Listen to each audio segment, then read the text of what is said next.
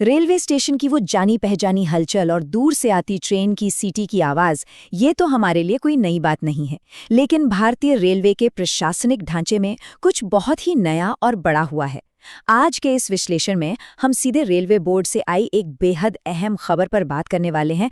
भारतीय railway station प्रबंधकों का नया युग। ये कोई मामूली शीर्षक नहीं है, बल्कि एक बहुत बड़े बदलाव की शुरुआत है। तो चलिए बिना देर किए इस फैसले की गहराई में चलते हैं और समझते हैं कि पर्दे के पीछे आखिर क्या बदल रहा है।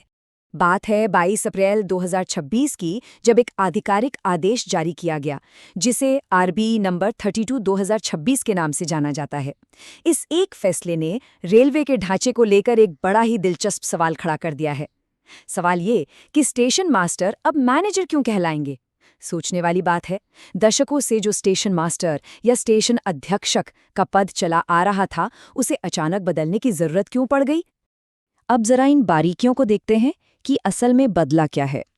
रेलवे सिस्टम में पहले जो पद स्टेशन अध्यक्षक यानी स्टेशन सुपरिटेंडेंट लेवल 7 का हुआ करता था, उसे अब आधिकारिक तौर पर उप स्टेशन प्रबंधक या डिप्टी स्टेशन मैनेजर का नाम दे दिया गया है। और वहीं जो सीनियर पद स्टेशन अध्यक्षक लेवल 8 का था, वो अब सीधे तौर पर स्टेशन प्रबंधक यानी स्टेशन मैनेजर कहलाएगा। अगर ध्यान से देखा जाए तो पदों का ये नया वर्गीकरण आज के समय के हिसाब से कहीं ज्यादा साफ और आधुनिक लगता है। अक्सर जब भी कोई नया प्रशासनिक आदेश आता है तो काम और वेतन को लेकर थोड़ी चिंता तो हो ही जाती है, लेकिन यहाँ घबराने की बिल्कुल कोई बात नहीं है।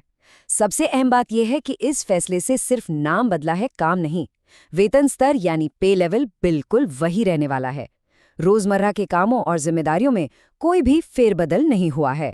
इसके साथ ही प्रमोशन का तरीका और कर्मचारियों की वरिष्ठता या सीनियरिटी भी पूरी तरह से सुरक्षित है। तो कुल मिलाकर ये पूरी तरह से सिर्फ एक नामकरण का अपडेट है। अब सवाल ये उठता है कि आखिर रेलवे को ये कदम उठाने की जरूरत ही क्यों महसूस हुई? इसका सबसे सीधा सा जवाब है आधुनिक कॉरपोरेट संरचना।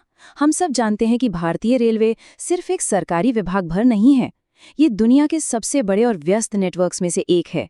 तो ऐसे में अपने सिस्टम को एक मॉडर्न कॉरपोरेट ढांचे के साथ ढालने के लिए पुरानी शब्दावली को पीछे छोड़ना बहुत जरूरी था। आज की दुनिया में मैनेजर शब्द ज्यादा प्रोफेशनल लगता है और इसे पूरी दुनिया में आसानी से समझा भी जाता है। ये एक ऐसा शब्द है जो लीडरशिप की एकदम स्पष्ट छवि सामने रखता है। साधारण सा दिखने वाला ये बदलाव असल में कई रणनीतिक फायदे लेकर आया है। सबसे पहला फायदा तो यही है कि पदनाम अब एकदम स्पष्ट हो गया है। अधीक्षक की तुलना में प्रबंधक शब्द से भूमिका एकदम साफ हो जाती है। दूसरा बड़ा फायदा ये है कि जब रेलवे अधिकारी आम जनता से बातचीत करेंगे तो स्टेशन मैनेजर के तौर पर उनके काम में एक बढ़ा हुआ प्रोफेशनलिज्म झलकेगा। और तीसरा सबसे महत्वपूर्ण फायदा है अंतर्राष्ट्रीय मानकों के साथ जुड़ना। जब विदेशी यात्री या कोई ग्लोबल एजेंसी भारतीय रेलवे के संपर्क में आती है तो स्टेशन मैनेजर का पद दुनिया भर के रेलवे स्ट्रक्चर से बिल्कुल मेल खाता है। आइए अब ये भी जान लेते हैं कि ये बड़ा फैसला लिया कैसे गया और इस पर मुहर किसकी लगी है। जाहिर है इतने बड़े बदलाव के लिए काफी सोच विचार की जरूरत होती है।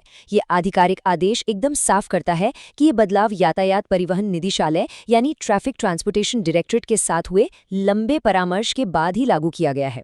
और इस ऐतिहासिक दस्तावेज पर संयुक्त निदेशक वेतन आयोग और HRMS के हस्ताक्षर हैं, जो इसे रेलवे के मानव संसाधन ढांचे का एक बेहद ठोस और पक्का नियम बना देता है।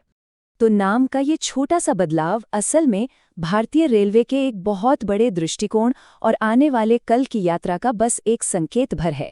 पदों को आधुनिक नाम देने के बाद सोचने वाली बात यह है कि भारतीय रेलवे अपने आधुनिकीकरण के इस लंबे सफर में अगला कदम क्या उठाने वाला है।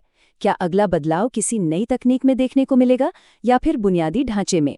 इसी दिलचस्प सवाल के साथ आज का ये विश्लेषण यहीं खत्म होता है। उम्मीद है इस विषय की गहराई को समझने में मजा आया होगा।